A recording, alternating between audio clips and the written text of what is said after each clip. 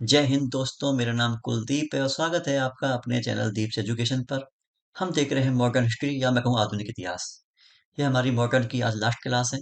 हमने कल तक देख लिया है कि किस तरह अंग्रेज आए, किस तरह हमारे ऊपर अधिकार किया, किस तरह चीजें खराब होती चली गई, किस तरह गांधी जी आए, किस तरह असहयोग आंदोलन हुआ, किस तरह सविनय अवज्ञा आंदोलन हुआ, किस तरीके से अंग्रेज चाहते हैं कि हम हमारी भारतीय सेना को सेकेंड वर्ल्ड वॉर में भेज दें। इसके लिए उन्होंने अगस्त प्रस्ताव भी भेजा, हमने मना कर दिया। क्रिप्स मिशन भेजा 1942 में, हमने मना कर दिया। गांधी जी ने करो या मरो का नारा दिया था, भारत छोड़ो आंदोलन चलाया था। लेकिन उसी के बाद में तुरंत उसी की रात को ही 8 और 9 अगस्त की रात को जीरो आवर ऑपरेशन चलाया गया अंग्रेजों की ओर से, जिसमें हमारे बड़े नेता थे कांग्रेस के, उनको उठा लिया गया। अरुणा आसफ अली हैं, वो काम कर रही हैं किस चीज के लिए? जब नेता बड़े गिरफ्तार हो चुके हैं तो वो आंदोलन को बराबर जारी रखे हुए हैं, लेकिन फिर भी आंदोलन अनसक्सेसफुल रहा। सेकेंड वर्ल्ड वॉर है वो खत्म हो चुका है। खत्म होने के बाद में अब होंगे इंग्लैंड में चुनाव। अब हम देखेंगे आज इंग्लैंड में चुनाव है वो किस तरह हुए, कौन जीता, किसकी सरकार आई। ठीक है। तो जो इंग्लैंड में चुनाव हुए थे, इसके बारे में देखते हैं। यह हुए थे 1945 में। सेकेंड वर्ल्ड वॉर खत्म हो चुका है तो 1945 में सेकेंड वर्ल्ड वॉर के बाद में इंग्लैंड में चुनाव हो जाएंगे। आपको सन है याद होना चाहिए, 1945। आपको पता है कि अभी तक जो प्रधानमंत्री थे चर्चिल, प्रधानमंत्री चर्चिल थे, वो हार गए और एक नए पीएम बने।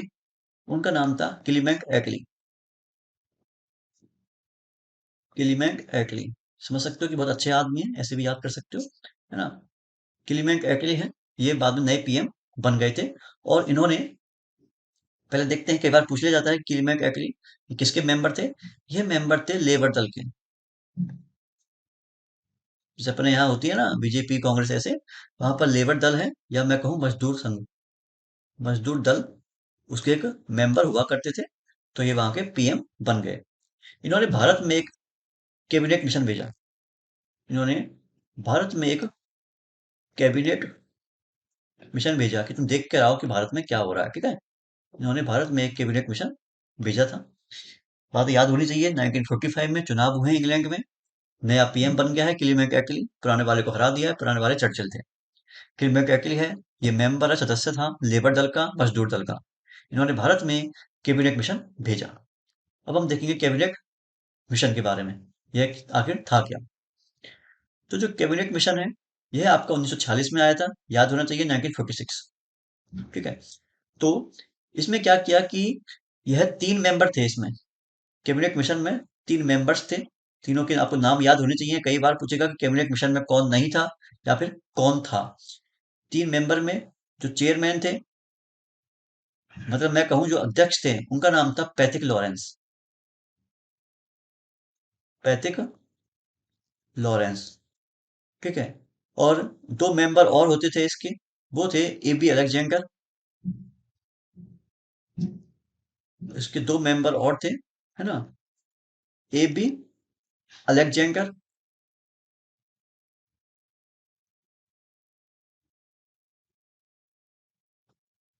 और एक नाम आपने पहले पढ़ा था, सर स्टेफोर्ड क्रिप्स, जो 1942 में क्रिप्स मिशन लेकर आते हैं।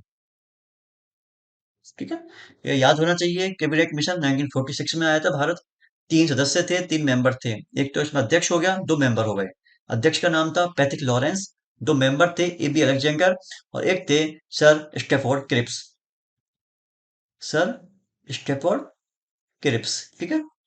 ये आपको याद होनी चाहिए। इन्होंने, कैबिनेट मिशन ने कांग्रेस की जो मांग थी उसको मंजूर कर लिया था।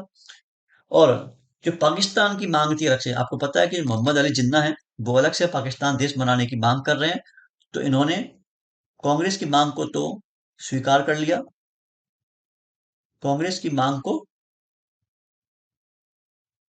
स्वीकार कर लिया, लेकिन अलग से जो पाकिस्तान देश बनाने की बात चल रही है मुस्लिम लीग की, उसको मना कर दिया। ठीक है। कांग्रेस की, आप इसको लिखते रहना कॉपी में, कि कांग्रेस की मांग को तो स्वीकार कर लिया, एक्सेप्ट कर लिया, लेकिन जो मुस्लिम लीग है वो अलग से पाकिस्तान देश बनाने की या मांग कर रही है, उसको इन्होंने नामंजूर कर दिया या मंजूर नहीं किया। और फिर ये वापस इंग्लैंड चले गया, कौन, कैबिनेट मिशन। ठीक है। और ब्रिटिश सरकार को अपनी रिपोर्ट सौंप दी। ये क्वेश्चन बड़ा इंपॉर्टेंट आने वाला है अब, कि कैबिनेट मिशन की सिफारिश करी, कैबिनेट मिशन की रिकमेंडेशन पर, सिफारिश पर भारत में संविधान सभा का निर्माण हुआ। भारत में संविधान सभा का निर्माण हुआ। संविधान सभा बनाने की पहली बात आई थी, आपको याद होगा, 1942 में, जब क्रिप्स मिशन आया था।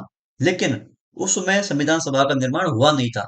सिर्फ उसने कहा था, अगर तुम हमारे यहाँ लड़ाई करने के लिए भारतीय सेना को भेज दोगे तो हम भारत में संविधान सभा का गठन करेंगे। हुआ नहीं था। यहाँ पर निर्माण करने की बोल दी है कैबिनेट मिशन ने। ठीक है, इंपॉर्टेंट क्वेश्चन है, बार बार एग्जाम में पूछा जाएगा आपसे। कौन सा? कि कैबिनेट मिशन में कितने मेंबर थे? 3 थे। याद होगा आपको, पैट्रिक लॉरेंस चेयरमैन थे। बार बार कह रहा हूँ, फिर आएगा क्वेश्चन में, एग्जाम में याद होना चाहिए। एक ये भी याद होना चाहिए कि कब आया था, 1946 में आया था, 1946 में आया था। चेयरमैन पैट्रिक लॉरेंस, और दोनों मेंबर्स के नाम याद होने चाहिए, ए बी अलेक्जेंडर और स्टेफोर्ड क्रिप्स। पता होना चाहिए कि कांग्रेस की मांग को तो एक्सेप्ट कर लिया, लेकिन जो मुस्लिम लीग है उसकी अलग से पाकिस्तान की जो मांग है उसको मना कर दिया।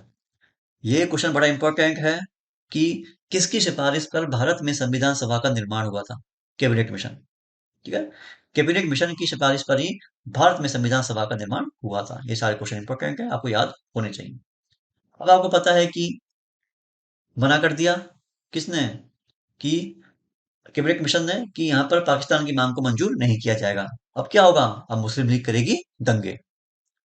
ठीक है, और उन्हीं दंगे को नाम दिया गया सीधी कार्रवाई दिवस। क्या नाम दिया गया? सीधी कार्रवाई दिवस। याद होना चाहिए। कब? 1946 में। क्यों हुए थे? वही मुस्लिम लीग है, पाकिस्तान बनाने की मांग को मंजूर कर दिया गया तो दंगे फसाद करेगी। तो इसमें क्या हुआ था? यह एक्चुअली 16 अगस्त को हुआ था। 16 अगस्त 1946 को हुआ था। अगर आपको याद नहीं हो डेट, वैसे याद होनी चाहिए, एग्जाम के लिए इंपॉर्टेंट है, आप याद कर ही लेना इसको। ठीक है, 16 अगस्त 1946 को सीधी कार्रवाई दिवस हुई थी। इसकी स्थापना किसने की थी? मुस्लिम लीग ने। इसकी स्थापना मुस्लिम लीग ने की थी, सीधी कार्रवाई दिवस की। ठीक है, और इसमें क्यों हुई थी? वही ब्रिटिश ने पाकिस्तान की मांग को एक्सेप्ट नहीं किया, स्वीकार नहीं किया था। और इस दिन के बाद से सांप्रदायिक दंगे शुरू हो चुके थे। जो कम्युनिटी, जो राइट होते हैं वो शुरू हो चुके थे, सांप्रदायिक दंगे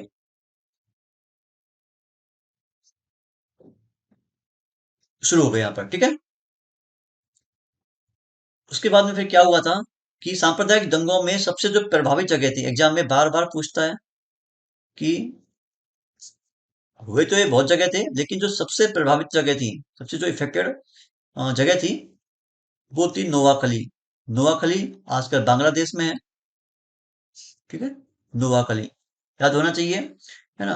आजकल बांग्लादेश में है कि नोआखली सबसे अधिक प्रभावित जगह हुआ करती थी। गांधी जी तुरंत यहाँ गए और दंगों को शांत कराया। एग्जाम में क्वेश्चन, बहुत इंपॉर्टेंट क्वेश्चन है कि नोआखली के जो दंगे हैं वो किसने शांत कराए? गांधी जी ने शांत कराए। कि नोआखली दंगे शांत कराने के लिए कौन गया था? गांधी जी गए थे। क्वेश्चन कई बार बनेगा कि सबसे प्रभावित जगह कौन सी थी? नोआखली थी। ठीक है, ये सारे क्वेश्चन आपको याद होने चाहिए। फिर गांधी जी ने यहाँ पर गए थे, दोनों जो कम्युनिटी थी, हिंदू मुस्लिम, उनको समझाया।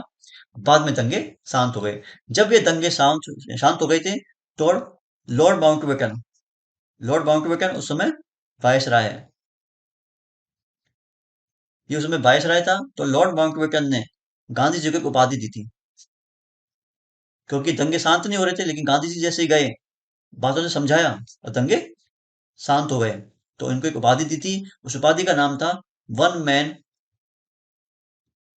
Boundary force.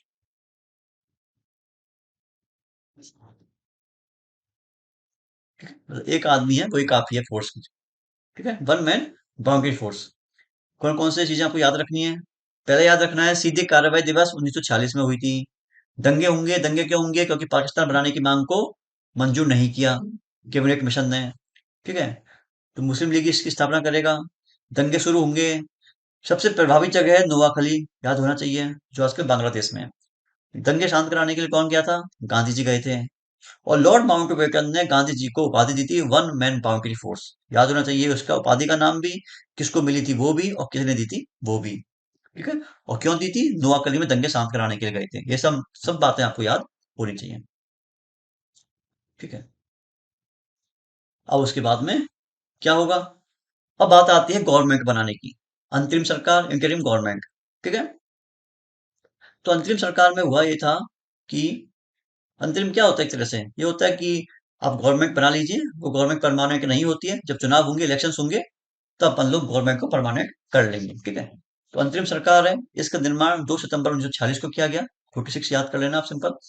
और जो सरकार थी, इसके मुखिया कौन थे? मुखिया थे जवाहरलाल नेहरू। ठीक है। इसके मुखिया थे अंतरिम सरकार के, वो थे जवाहरलाल नेहरू। इस सरकार में अरुणा आसफ अली भी थे। याद है ना, जो अरुणा आसफ अली वही है जिन्होंने जब गिरफ्तार कर लिया था जीरो आवर ऑपरेशन में कांग्रेस के बड़े नेताओं को, तो अरुणा आसफ अली ही थी जो उस आंदोलन को चलाए रखी थी। तो इसमें कभी कभार पूछ लिया जाएगा कि अंतरिम सरकार में कौन थी? मुखिया तो थे जवाहरलाल नेहरू, और अरुणा आसफ अली भी थी इसमें। ठीक है, जो एकमात्र महिला थी। ठीक है, अरुणा आसफ अली है, वो भी इसमें अंतरिम सरकार में थी। यह एकमात्र महिला थी, इसलिए आपको इनका नाम याद होना चाहिए। एकमात्र फीमेल थी, महिला थी ये। फिर से लिखता हूँ इसको मैं। जो अरुणा आसफ अली है, यह एक मात्र महिला थी। ठीक है, अंतरिम सरकार में। ठीक है, यहाँ तक जवाहरलाल नेहरू इसके मुखिया थे। पहले इसमें जो मुस्लिम लीग है, वो भाग नहीं लिया था, लेकिन मुस्लिम लीग ने भी बाद में यहाँ पर भाग ले लिया था। ठीक है, बाद में आ गई थी इसमें भाग लेने के लिए, पार्टिसिपेट करने के लिए। मुस्लिम लीग पहले बना, बाद में जुड़ गई। ठीक है, याद होना चाहिए कौन कौन सी बातें हैं। जो आपकी अंतरिम सरकार है 1946 में आई थी, मुखिया थे जवाहरलाल नेहरू, एकमात्र महिला थी अरुणा आसफ अली, और पहले मुस्लिम लीग मना कर रही थी, बाद में जुड़ गई थी। अब चलते हैं अगली चीज पर। अगली बात कौन सी आएगी अब? अगली बात है प्रधानमंत्री की घोषणा। प्रधानमंत्री है, कौन बन गए थे? बताया था मैंने, चुनाव हुए थे, चर्चिल को हरा दिया था, नए प्रधानमंत्री बने थे, उनका नाम था क्लीमेंट एटली। इन्होंने घोषणा की है। प्रधानमंत्री की घोषणा क्या थी? इन्होंने 20 फरवरी 1946 को घोषणा की थी। कब की थी?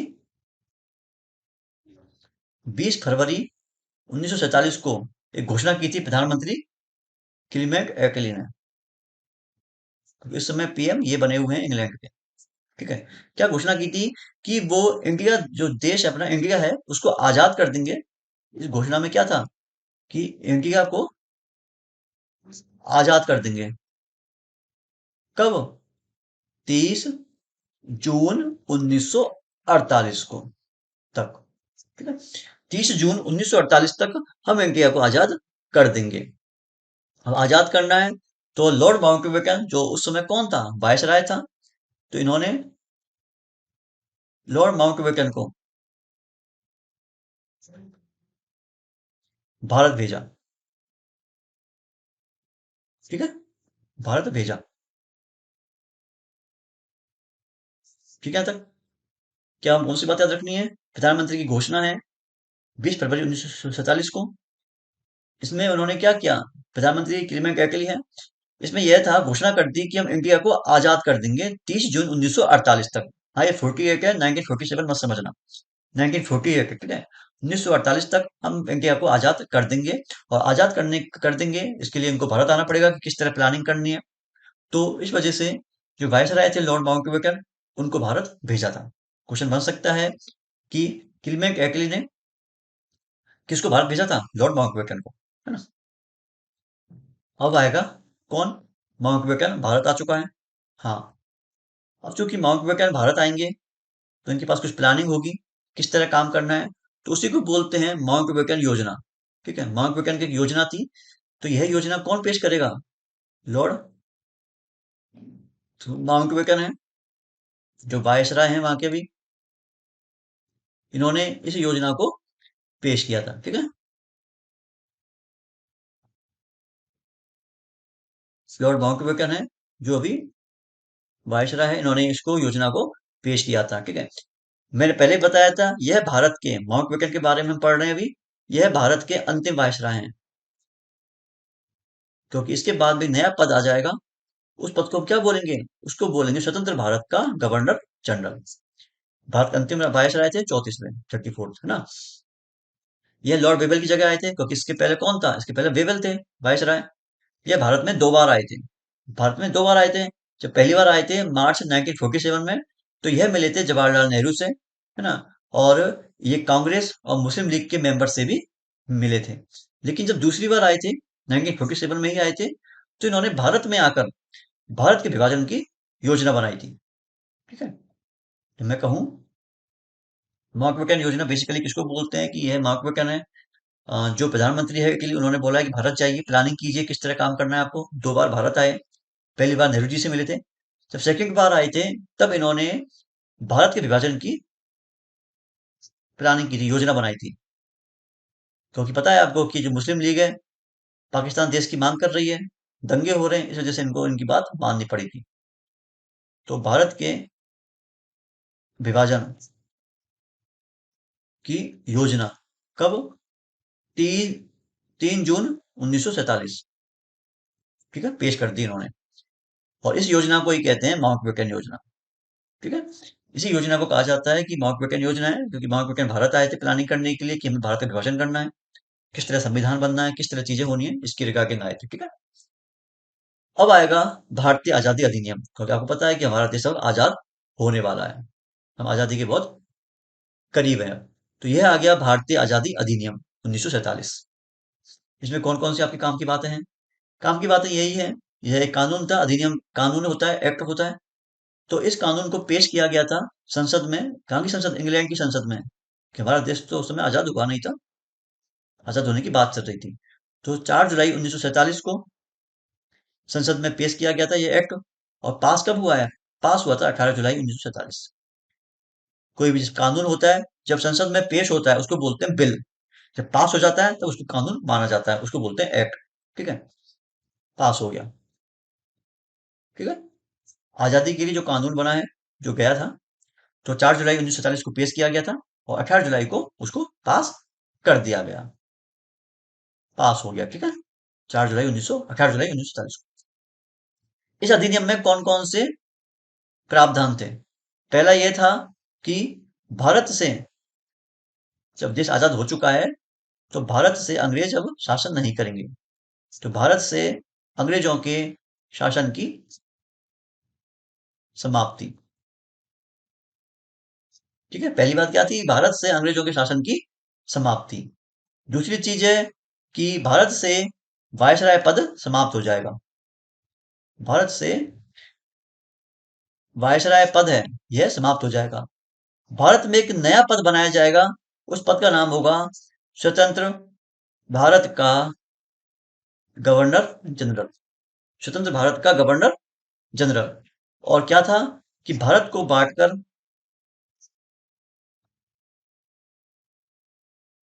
2 देश बनाए जाएंगे। एक तो होगा भारत, एक होगा पाकिस्तान। ठीक है? ठीक है? यहाँ तक ये तमाम बातें आपको याद होनी चाहिए। कौन कौन सी इंपॉर्टेंट बातें हैं, एग्जाम में कहीं ना कहीं पूछ ली जाती हैं। कि भारतीय आजादी अधिनियम 1947 में आएगा, ऐसे भी याद कर सकते हो कि आजाद हुआ है 1947 में हमारा देश, तभी आएगा। ये याद करो तो ठीक, नहीं करो तो ठीक, कि कब पेश हुआ था इंग्लैंड की संसद में और कब पास हो गया था। इसमें क्या क्या प्रावधान थे? पहला यही था कि भारत से अंग्रेज शासन नहीं करेंगे। वायसराय पद खत्म हो जाएगा, स्वतंत्र भारत का गवर्नर जनरल नाम नया पद बनेगा। भारत को बांटकर 2 देश बना दिए जाएंगे, भारत और पाकिस्तान। अब हमें थोड़ा सा लास्ट स्लाइड में भारत और पाकिस्तान के बारे में देखना है, कि यहाँ कौन प्रधानमंत्री था, कौन चीजें क्या थी, थोड़ा सा उनके बारे में इंपॉर्टेंट चीजें याद होनी आपको चाहिए। कौन सी बात? पहली बात तो यही है कि भारत था, 2 भागों में डिवाइड हो चुका है, 2 देश बन चुके हैं। ठीक है? 2 देश बन चुके हैं। जो पहला देश है वो है पाकिस्तान, और दूसरा देश है उसका नाम तो इंडिया ही रहेगा। ठीक है? पाकिस्तान है तो आजाद कब हुआ है? ये आजाद हुआ था 14 अगस्त को। ठीक है? और यह आजाद हुआ था 15 अगस्त को। ठीक है? यहाँ तक समझ में आ गया? अब ये प्रधानमंत्री बनेंगे यहाँ पर। तो पहले प्रधानमंत्री हैं यहाँ के, वो है लियाकत अली खान। कौन है? लियाकत अली खान। और यहाँ पर पहले पीएम है वो है जवाहरलाल नेहरू जी, चाचा नेहरू, जवाहरलाल नेहरू। बताया था मैंने आपको भी कि नया स्वतंत्र भारत का गवर्नर जनरल पद बनेगा। तो यहाँ पर जो गवर्नर जनरल थे कौन होंगे, जिन्ना होंगे। तो मोहम्मद अली जिन्ना हो गया, मोहम्मद अली जिन्ना हो गया। और जैसे मैंने आपको पहली क्लास में बताया, सेकंड या थर्ड क्लास में बताया था कि हमारा देश नया नया आजाद हुआ था, हमको हो सकता है इतना काम करना उस समय पर नहीं आता था। तो इसलिए जो माउंटबेटन है, हमने उनसे कहा कि हमारे देश को कुछ टाइम आप चलाइए, हम संभालने में सक्षम हो जाएंगे, तब हम संभाल लेंगे। इसलिए 1 साल के अराउंड जो माउंटबेटन है वो यहाँ पर गवर्नर जनरल पद रन के रहे थे। ठीक है। तो यहाँ पर जो गवर्नर जनरल है फर्स्ट, उनका नाम था क्या, ये माउंटबेटन। ठीक है। और जो सेकंड, बाद में जब चीजें सीख गए थे तो बाद में बन गए थे चक्रवर्ती राजगोपालाचारी। कौन थे, चक्रवर्ती राजगोपालाचारी। माउंटबेटन है वो रहे थे 15 अगस्त 1947 से लेकर 30 जून तक 1948 तक। ठीक है। उसके बाद में रहे थे 30 जून। ठीक है, मैं थोड़ा छोटा लिख देता हूँ, फोटो नहीं आ रही होगी मेरी, फोटो से मैं कह रहा होगा। ठीक है। तो पहले बन गए थे माउंटबेटन। ठीक है। और दूसरे, ये कब से कब तक रहे थे, ये रहे थे 15 अगस्त 1947 से लेकर 30 जून 1948 तक। और जो सेकंड वाले हैं, ठीक है, यह है चक्रवर्ती राज गोपालाचारी। ठीक है। ये इनका टाइम पीरियड था 30 जून 1948 से लेकर 26 जनवरी 1950। तब तक ही क्यों थे, क्योंकि 26 जनवरी 1950 को हमारा संविधान लागू हो चुका था। ठीक है। हमारे यहाँ पे चुनाव हुए थे अच्छे से। ठीक है। समझ में आ गई कि पहले थे माउंटबेटन, दूसरे थे चक्रवर्ती राज गोपालाचारी। और यह जो प्रोसेस चल रहा है, जब हमारा देश आजाद हुआ एक तरह से, तो यहाँ पर जो पीएम है, पीएम सॉरी हो गए, तो कहाँ के, इंग्लैंड के पीएम कौन है। ठीक है। इंग्लैंड के पीएम हमने देखा था अभी कौन है, वो है क्लीमेंट एटली। ये याद होने चाहिए, क्लीमेंट एटली थे यहाँ के। ठीक है। और राजा कौन है इंग्लैंड का, वो है जॉर्ज पंचम। जॉर्ज पंचम थे। एक बात और आपको पता है कि यहाँ अभी भी कांग्रेस के अधिवेशन चल रहे होंगे, अधिवेशन चल रहे हैं। तो कांग्रेस का अध्यक्ष कौन था इस समय, इस समय जब देश आजाद हुआ था तो कांग्रेस के अध्यक्ष थे, वो थे जेबी कृपलानी। जेबी कृपलानी। तमाम ये सारी बातें इंपॉर्टेंट है, यहां से आपके एग्जाम में बार बार क्वेश्चन पूछते रहते हैं।